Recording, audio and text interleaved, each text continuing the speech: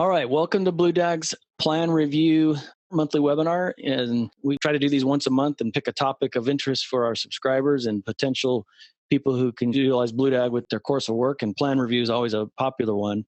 So I'm here with Josh Hovinga. Josh, say hello. Good morning, everyone. And we're going to get started and get right into it. So first off, in order to do plan review, obviously you may have digital plans or hard plans. So in the first case here, what I want to do is show you kind of how you set up utilizing digital plans, i.e. a PDF. Most people have a PDF or an AutoCAD file of some sort. I use Adobe Acrobat, and I'll be utilizing that in this demo for the first part anyway. We'll also go over the tools in BlueDag to help you with that. And then for the second part of the demo, we'll be with an actual set of blueprints at a drafting table, which will go live here in a moment. So first off, just like if you're doing an evaluation or an inspection, you have to create an evaluation in here. So we've already created a sample evaluation. You can see here, hopefully you can see I've highlighted number 2 here. It's called Plan Review Demo for the purposes of this plan review. So I'm going to go ahead and click on to this evaluation. We've covered in other videos how to set up your evaluation, how to pick up all the different barrier standards. This particular standard that we're going to use for today is just the 2010 ADA-S.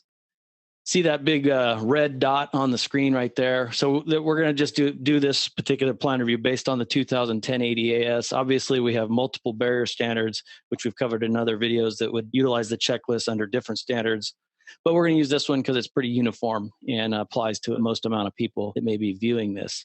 So we've already set up our demo where we would normally put a cover letter of the evaluation. Say we were doing a quick serve restaurant or an office building or something, we would actually have a photo here. But in the case of a plan review, we just took a picture of the elevation sheets from the set of plans and just put it in there. And that's what we'll show on the front of the report. So I'm going to go right in here to findings.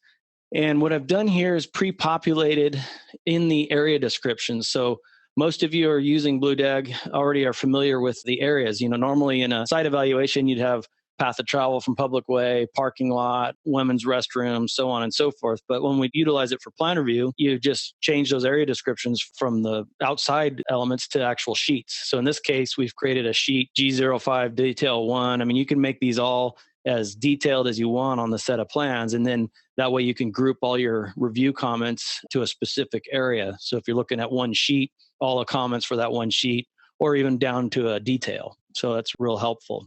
So first thing I want to show is actual set of plans. So I'm going to drag this over here. And what we have here is this same building, basically, a cleansed plan, if you will.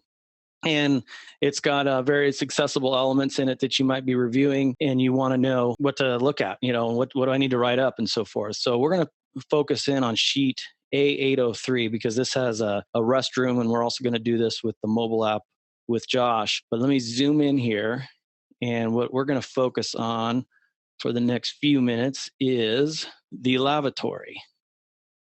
Okay, it's a little difficult because I can't show you the screen and BlueDag at once, but what I'm going to do is we're going to focus on right here on this lav. Okay, so this is on sheet A803, and we're going to use the checklist for a lavatory within BlueDag to check this detail and check this bathroom. So I'm going to drag this back out of here. So I'm going to go into right here into sheet A803, because that was the sheet that lavatory was on, and I'm going to use a checklist. So I'm going to click right here on use a checklist, and BlueDag opens up all the available checklists, and we're going to go down to the lavatory checklist, and you can see this particular one also contains elements for Florida and TAS, but because we're doing 2010 EDAS, we're going to select that. And by default, it already has known that I'm on sheet A803 where the lavatory is. And so now I'm just going to hit next. So I literally right now, you can't see it. I have BlueDag on the left with my lavatory checklist, and I have my plan on my right. I'm going to drag it back over so you guys can see it. So there's the lab I'm seeing on my screen on the right. Anyway, so I'm going to drag this back over. You guys can't see that, but as I'm going through this checklist, I'm going to be looking at this particular detail. So first thing it says, what type of facility building is the lavatory located? A residential dwelling unit or a public accommodation? As you know, this is a tire center, so that's a public accommodation. And we're just going to walk us through next. Is there at least 10%, but no less than one accessible lavatory?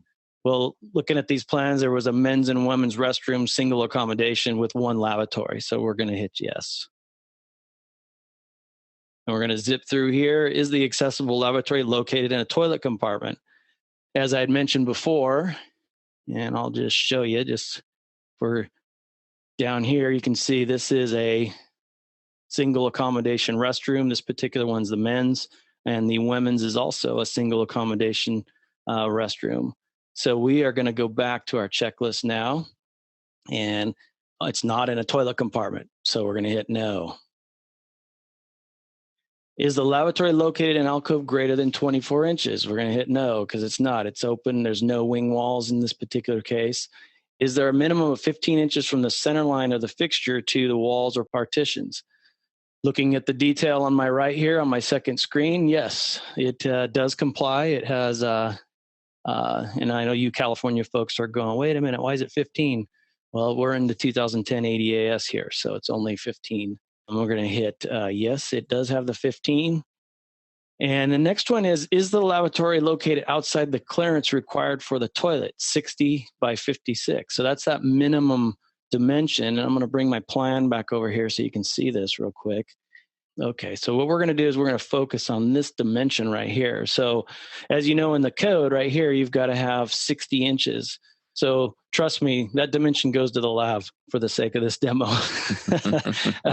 And so what we're going to do is, okay, they've got 4 foot 8 inches, which is 56 or 59. Bottom line is we've determined by looking at the plan and the question that BlueDag has asked us that we do not have 60 inches minimum here. So we're going to go back to our checklist, and this time we're going to hit no. Okay. It does not have the minimum 60 inches. Now what we want to do is we want to be able to get that detail or that problem off the plan into BlueDag so that it can show up into our report. So what we're going to do now is you can use the simple snapshot tool right here and create a snapshot of this detail right off your plan. It's copied it to the clipboard, and you could paste it into a JPEG viewer or something and drag it into BlueDag. Or what I do is I just do a screenshot or a screen print.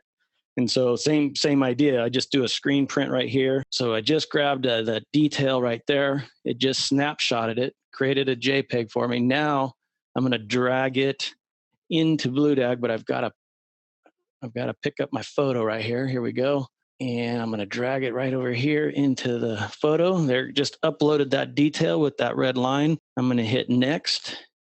You can also click and go find a photo. You know, if you have a default setting somewhere else on a server or something, it will also allow you to drill down to wherever you're keeping your photo. So the idea is to snap the photo off the plan and then drag it into BlueDag, and that way it'll show up in your plan check letter. So we're going to hit next here. Does one full obstructed side clearance adjoin an accessible route? Yes. And is there floor slope? It's probably more of a field call, although you could check some of your cross sections and so forth for floor slope and see if there's any floor drains. May have a comment on that. Some of these can be field checked, and in that case, just hit yes. There's a change of elevation, same one. If there's not a detail, it details out a floor drain. You may not have that in the plan. And is the knee space 27 inches high, minimum 8 inches at the face? So, you know, again, going back to our detail right here, we can look right up here. Here's our 27 that they're asking about. And right here is where we're looking for that 8 inches. And we have a dimension shown here of 6 inches. So that's an issue, right? So let me get rid of this. And I'm going to do the same thing. I'm going to take a picture, snapshot of this detail right here. I could even come down a little lower, maybe right there. So the architect knows exactly where we're looking at. And now I'm going to grab that detail and bring it into this because they only have 6 inches. And we're going to go 6 inches and 8 inches is required. Put that in the as-built right there. And we're... Oh, don't forget to answer that question. Which one? Oh, this one. You're right. Yep. Good catch. If I don't answer it, it won't show up. So we're going to hit no. They do not have the 27 by 8, and we want to make sure that shows up. 11 and 9, and we're just going to zip through these. You got to get to this. Is another one is the higher part of the rim or counter surface 34 inches above finished floor. So again, looking back at our plan here, there is our 34 inches. So that's good. Detail shows a compliant lav. So we're going to hit yes and keep moving through our checklist here. And let's see, what type of faucet is provided? Hand operating metering or manual? We're going to go manual. Can the faucet be operated without tight grasping, pinching, or twisting of the wrist? Now, depending on whether you have a spec book or spec sheets from the architect, it might be more of a field call. Depends on your work practices, what you're going to do. But you can see here, they've got some kind of a lever deal there. I'm going to hit OK. That's good. That's going to be checked in the field. Just hit yes, it's good. Are the water and drain pipes underneath the insulated or covered? We'll have to fix that. That's a little error in our question. Are the water and drain pipes insulated, protected? That's the bottom line that we're asking there. So right here, as you know, all the water and supply and drainage lines have to be pipe wrapped and so forth. You might have a keynote on here, depending on how level of degree you have from the architect and how level you want to make that a field call or a plan check comment. If you want to say, hey, I want that noted on the plans, you could sit here, no, provide clarification, something along those lines. And that's it. So we've just finished the LAV checklist. So we're going to hit save. And we're going to go back to our evaluation and we'll show you how this has shown up into our findings now. We were on sheet A803. So right here, you can see we have all these red findings. And for those of you not familiar with BlueDag, the red findings are indication that they have been inputted into the evaluation via a checklist, and they warrant some QC to make sure that you're good with them. And it's just a visual way for you to quickly see which ones have been added by a checklist to make sure you're good with them. So what we're going to do is go ahead and just click on it and see. So here, this is the one we had where there was no 60 inches for the toilet here. And it brought in that detail that we just talked about. It brought in the red delineation showing that problem. I didn't have an as-built here. And what we'll do is we'll say, 60 inches minimum required.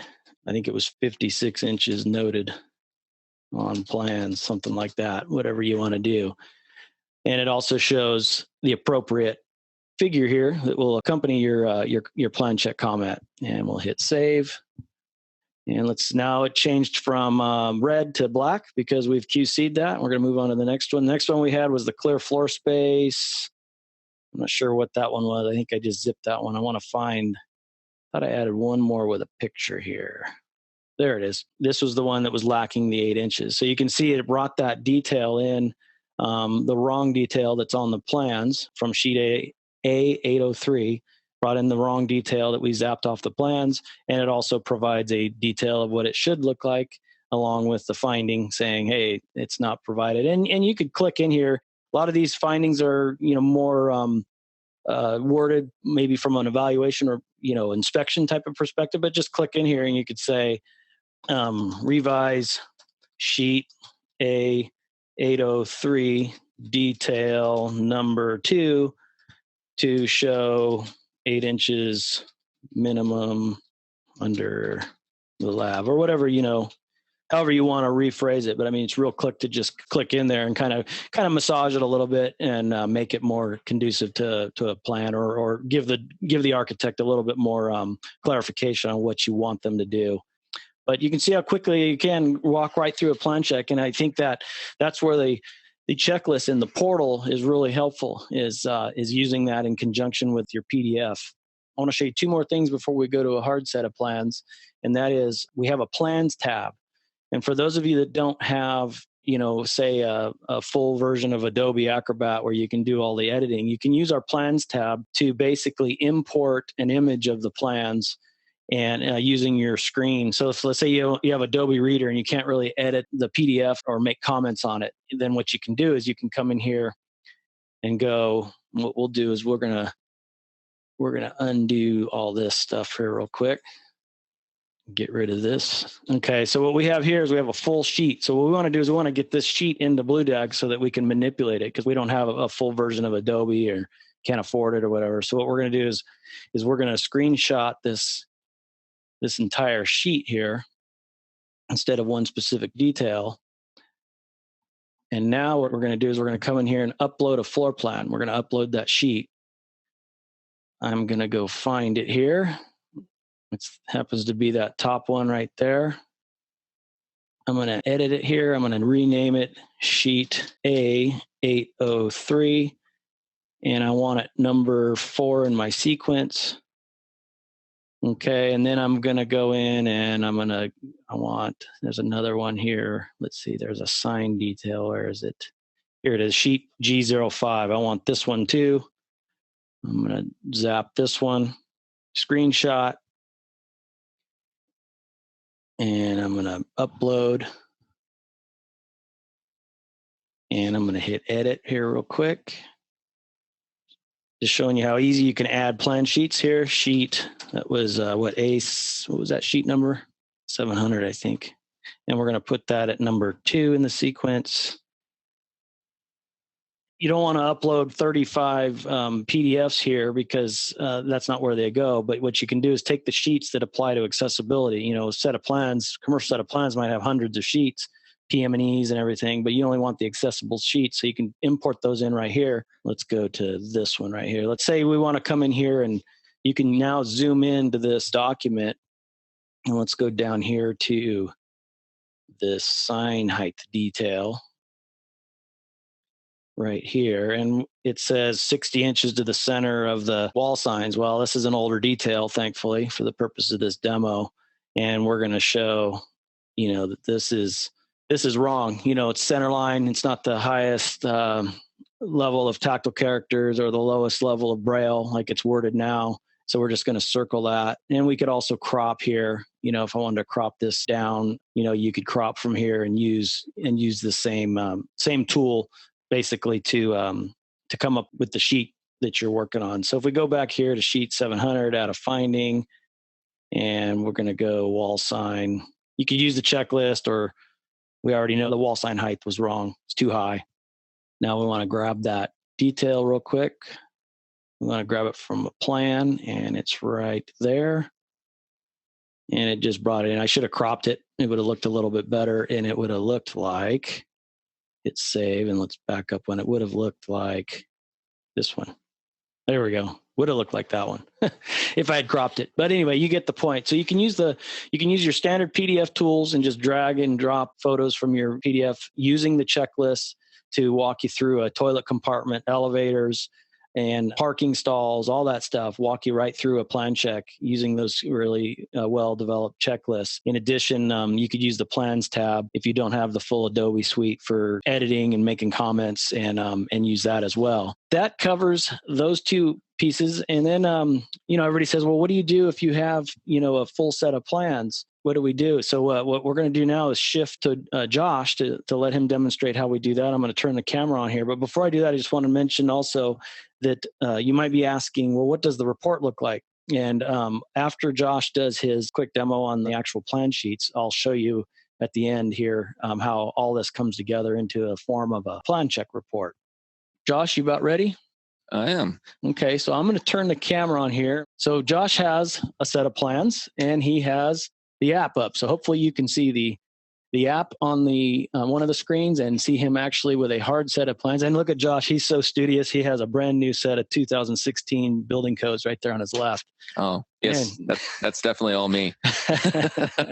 Well, thank you, Paul, very much. So for our viewers out there, obviously the BlueDag mobile app doesn't require reception to be used. And we're sort of out in an area where there's a little bit of low 4G reception. So our screen sharing software that we're using for the purposes of the demo does require a constant connection. Should I drop you at any point, I'll reconnect. I promise. I appreciate your patience. But to start here, so I have pretty much the same set of plans that Paul did, and I'm going to be referencing sheet number A803 again. Same one. What I have up on the mobile app currently is the same evaluation that he's looking at. And what I'm going to do now is actually go to show checklists. And I'm going to be doing the toilet grab bars and associated accessories checklist. So let me go ahead and click on that icon. Load it on up. Select my area description to match the sheet number of A803 and indicate that it's on the first floor. Single-story building. And I'm going to go ahead and move forward into the checklist. So first question I come to is the toilet located in a compartment stall. I'm going to use the take photo button to show everybody what the plan looks like here. Obviously, this is a Single accommodation. No toilet compartment. So I'm going to go ahead and back out of the camera. It's going to tell me the camera failed because I did back out, and I'm going to say no. Go on to my next question. Is there a 60-inch turning space or a T turning space within the room? I'm going to hit that take photo button again, just for the purposes of the demo so everyone can see what I'm looking at. We have a 60-inch clear circle here. Awesome. It complies. So I'm going to go ahead and back out of that and indicate yes, there is a 60-inch turning space. Move on to my next question. Does the toilet room door swing into the clear floor space or clearance required for any fixture? Hit that take photo button again so everyone can kind of see what we're working with here. And we see that it swings clear.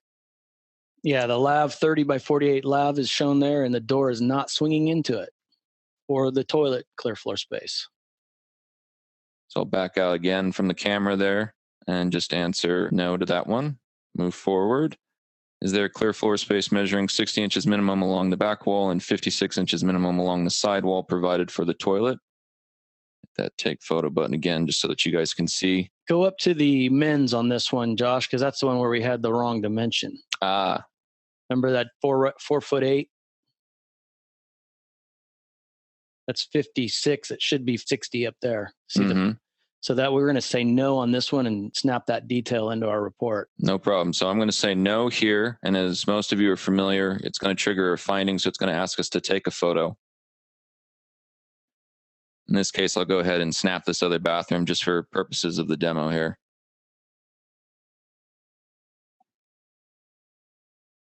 Confirm my picture. It's added it there. And then we were up to 56. Is that correct, Paul? Yeah, we were at 56 and 60s required. Record my as built for that one. Move on to the next question. Is the center line of the toilet between 16 inches and 18 inches from the side wall? Again, I'm going to hit that take photo button just so everyone can see. And there's a problem. We're down here at 15. So I'll back out of here and answer the question accordingly. Take my finding photo.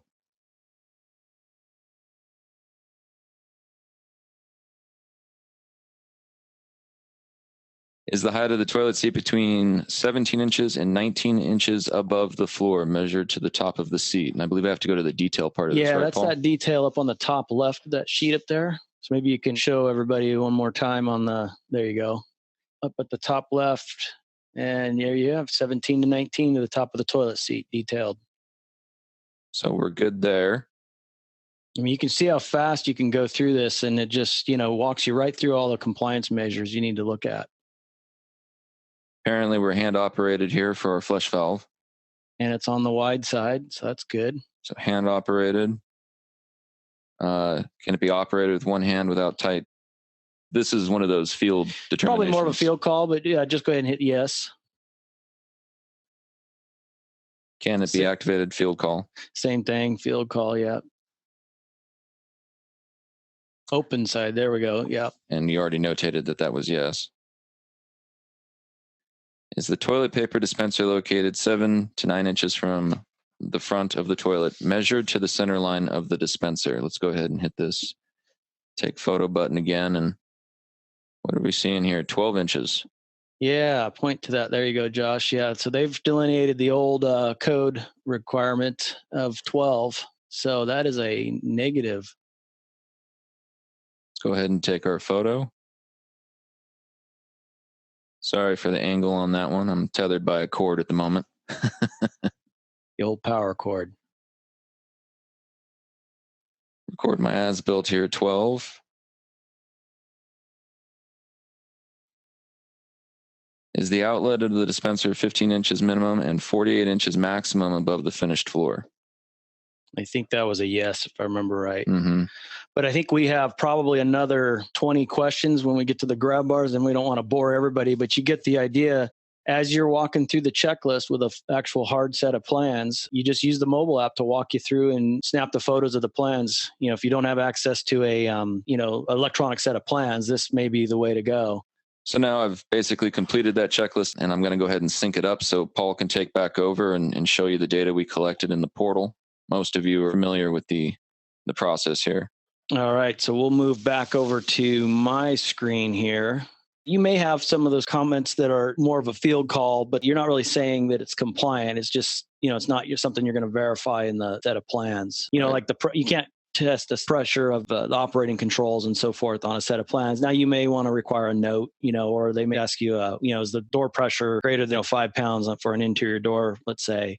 And hopefully they have a keynote on the plans and so forth. But when you're going through the checklist, if it's something that you can't actually check, you can say, yes, it's compliant for the purpose of plan check, but obviously it's going to be rechecked in the field. So let's see if we're synced up here. Josh is already synced up, and we were in 8A03. So we've got these new ones here. And we had, we wrote up, I did pipe wrap. So you must have these last ones here. Let's see, there we are. Yep. So there's these last 3 red ones are the ones Josh had done with a hard set of plans, no digital plans, using the mobile app. And you can see that he's taken a picture of the detail, and you can go in here and hit edit. I believe we can come in here and edit this photo and add let's zoom out a little bit here. And let's say we wanted to add a red circle right here. We can do that relatively easy based on those photos taken off of the mobile app. Now I've delineated the detail that we're talking about. You can embellish, any more or further clarify or massage the finding to more of a plan check related finding and so forth. So it's real easy to capture those details like that. Let's see what other one Josh had here. There was that one. Okay, here's the 15-inch one. So I say, you know what, that photo's okay, but I want to crop it a little bit and get where it shows that 15 inches. This was the toilet was not 16 to 18 inches comment. So let's zoom out here a little bit and actually crop. And we're going to crop. I want to get that 15 right there. There you go. So I'm going to crop this right to here. I got to hit that green deal there. And then I'm going to add a red circle here. It's one of the tricks to the photo editor in BlueDag is once you place the red mark, you've got to hit this green check here and hit save. All right, so you can see how quickly that generated in there and just took that photo from the mobile app, massaged it up a little bit, double check your code sections, add any recommendations or further clarifications for the architect, and hit save. But you can see how quickly you can build your plan check letter utilizing that app and or digital set of plans. And you say, well, Paul, what does the plan check letter look like? Well, this is where our report builder really shines. There's a couple different versions that you can create. So what I'm going to do is go over here to our overview, and let's generate a plan check letter. So we're going to use ADAS. We'll just use this ADAS here. Well, we could do a cover letter, and we're going to use as built. You basically build your report just like you do, but I want a landscape report. Let's see, that's what I forgot to do. I got to change it right here first. Okay, so we're going to go with a landscape report, and we're going to generate this and see how all this shows up into our actual PDF. Let me get into our documents here. So that's generating. Is that it already? I think so. Oh, it is. It's already there. Awesome. Here is our plan check letter. Obviously, I didn't change the title here.